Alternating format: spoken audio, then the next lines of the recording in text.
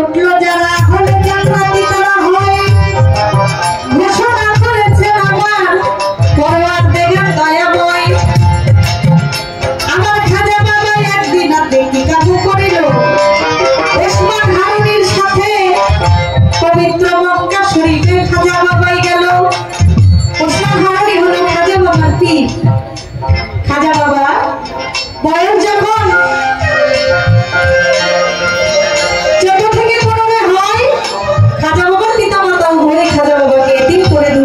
চলে যায় 23 বছর বয়স যখন খাজা বাবার হয় ইব্রাহিম কুন্দজির আদেশ ক্রমে খাজা বাবা ওসমান হারুনির কাছে মুরিদ হয়। আর ওসমান হারুনি খাজা বাবাকে সাথে নিয়ে হজ করতে গিয়েছেন। হজ করতে যাওয়ার পর খাজা বাবা কাবাঘরের গিলাফ ধরে টানে, ছোট কাবাঘরের গিলাফ ধরে টানে আর বলে, হে আল্লাহ, আমার এই চিস্তিয়া তরিকার মধ্যে যারা বায়াত গ্রহণ করবে তাদেরকে আপনি বিনা হিসাবে জান্নাত দিবেন। আবার খাজা বাবার কথা শুনে আমার আল্লাহ পাক রব্বুল আলামিন সেই কথা কবুল করলেন।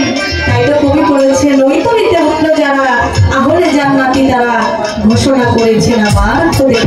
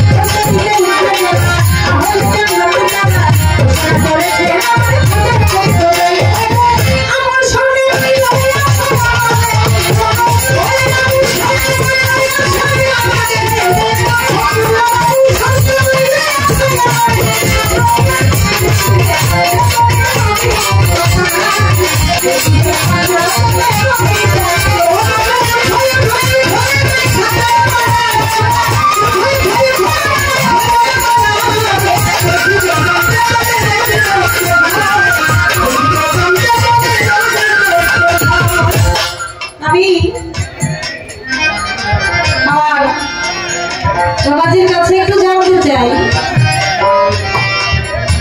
আমি যেহেতু খাজা আমার একটা গান করছি, আমি বড় বিষয়ের জীবনী থেকে আপনার কাছে ছোট্ট করে একটা কথা জানতে চাই।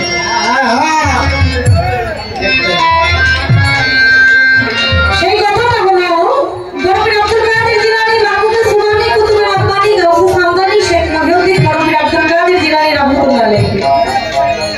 বরফির আব্দুল কাদের জিলানীর পীর ছিল আবু সাঈদ মাকজুমি। আমার আশা করি হযরত মুহাম্মদ সাল্লাল্লাহু আলাইহি ওয়াসাল্লাম বরফিরকে দোয়া করেছিলেন যে, হে বরফির, আমি মেরাজে যাওয়ার সময় আমার মালিকের সাথে সাক্ষাৎ দিদারের সময় তুমি আমাকে শুভক্ষণে শুভ লগ্নে তুমি আমাকে সাহায্য করেছো। আমি তোমাকে দোয়া করে দিলাম, আমার পবিত্র পা তোমার কাঁধে লেগেছে, তোমাকে দোয়া করলাম পৃথিবীর মধ্যে যত পীর আছে সমস্ত পীরের কাঁধে থাকবে